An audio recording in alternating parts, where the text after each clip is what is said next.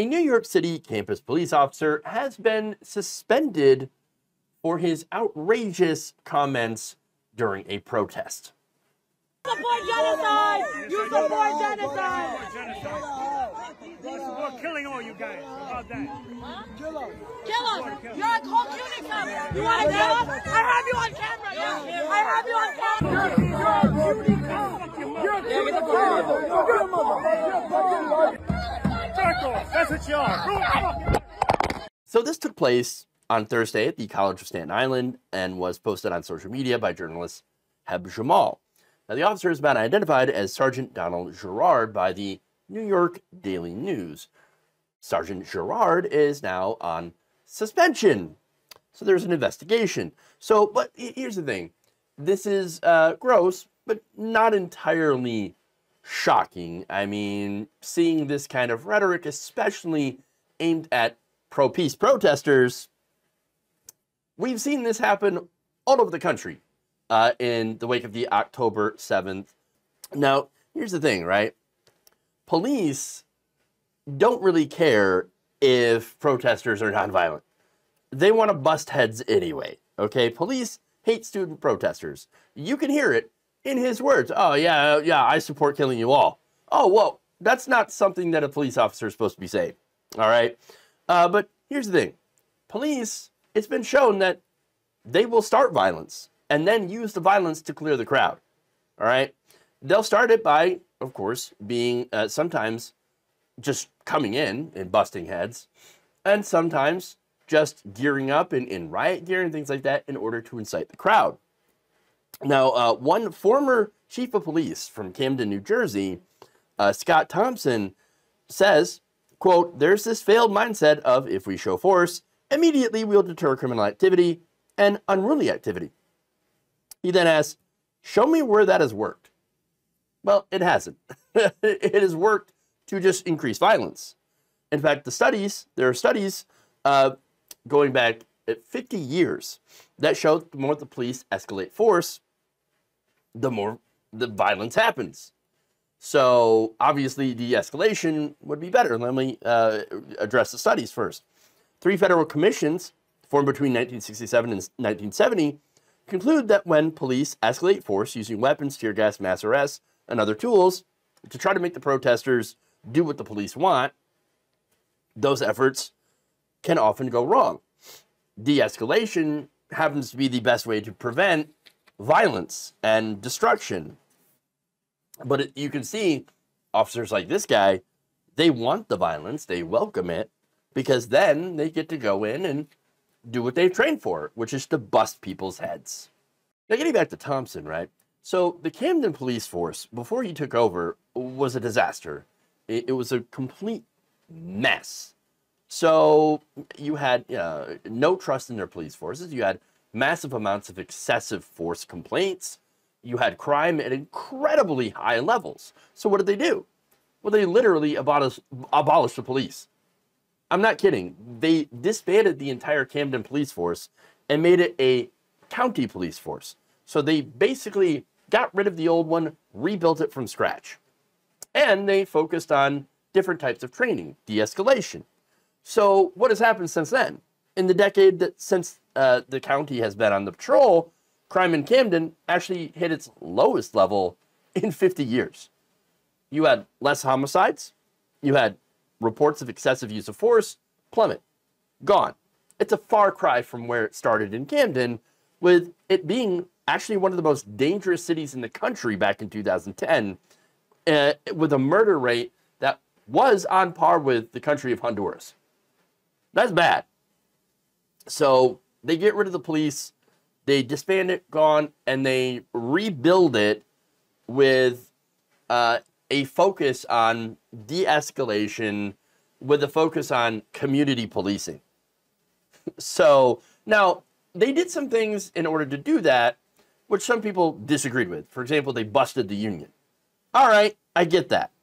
I'm a union guy, but police unions, I think police unions end up doing more harm than good, or at least traditionally have ended up doing more harm than good, right? So I'm a little iffy on that one. Still, they get rid of the police union. They hire people back at lower pay, which is, again, unfortunate. But they use the leftover money to hire more police officers. Now, you might be like, well, wait a minute. What, more cops? What are you talking about? I actually don't mind if there are more cops if the incentives are in the right place. So what do I mean by that? Well, basically, they made the metrics for judging the effectiveness of police different than what you have in the rest of the country. Officers actually stopped being rewarded for the number of tickets they write and how many arrests they made. So they're no longer judged by those metrics, okay? So that's actually a good thing, because then it makes them prioritize not arresting or ticketing more people, okay? It actually makes them, hey, more effective at, I don't know, solving crimes, preventing crimes, instead of waiting for crime to happen and then doing arrests, which bumps up their, you know, their score, bumps up their pay, bumps up their effectiveness. They can say, oh, look, you can give me a raise now. So that's actually a better way to do this, okay? Now, they also had prioritized residents' complaints, which means, like, if you get complaints for excessive force, that does not look good on you. And so they prioritized taking care of those complaints and making sure that they disciplined officers who engage in excessive force and not and get rid of them if they have to. That's actually a better method of policing, and they've had great success with it, right? Now, the reason that I bring that up is because that method of policing actually does work, but then you compare it to this guy, who is an example of what you should not be doing. This is the opposite of good policing. This is awful policing. This is what gets police in trouble, doing this kind of stuff. Again, he's out there saying to protesters that are peaceful, I support killing all of you. How are you supposed to feel safe when you have people like that that are supposed to be safety officers? CUNY, public safety. I'm going to murder you all. What? No, I wouldn't feel safe for that. And you shouldn't either. Nobody should. Even if you're against what the protesters are for. They're like, they're pro-terrorists, pro-Hamas. You really do support people like this guy coming in and saying, I support killing all of you. Is that really how you feel? You're against the protesters who haven't done anything wrong, that are out there, that are just doing their American right to protest their government? Do you think this is okay?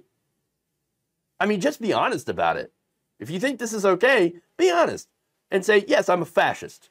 I'm a fascist and I want police to come and bust your head for having an opinion that does not match mine. Just be honest about it. Just be honest if you're a fascist. It's okay. Go ahead. Go ahead.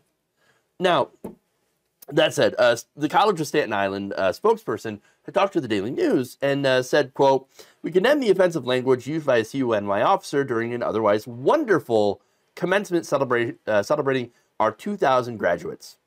His words don't reflect the values of the College of Staten Island or the 50 officers on our public safety staff. You would hope so. Spokesperson added that Girard has been suspended pending a review of the incident. Well, there's the incident right there on camera. All right. So, look, we're going to have to see what happens. I would be still surprised if this officer gets fired. I would. Just knowing how the police work in this country, right? But so far, hey, suspending him is at least a good move in a good direction. And we're just going to have to see whether or not the college follows it up by saying, all right, this is completely unacceptable. We're going to have to let you go or discipline you in some way so that you don't do this kind of behavior again, because this kind of behavior, as a matter, absolutely unacceptable to say these kinds of things towards peaceful protesters or anybody, the people that you are supposed to be, to have sworn to protect.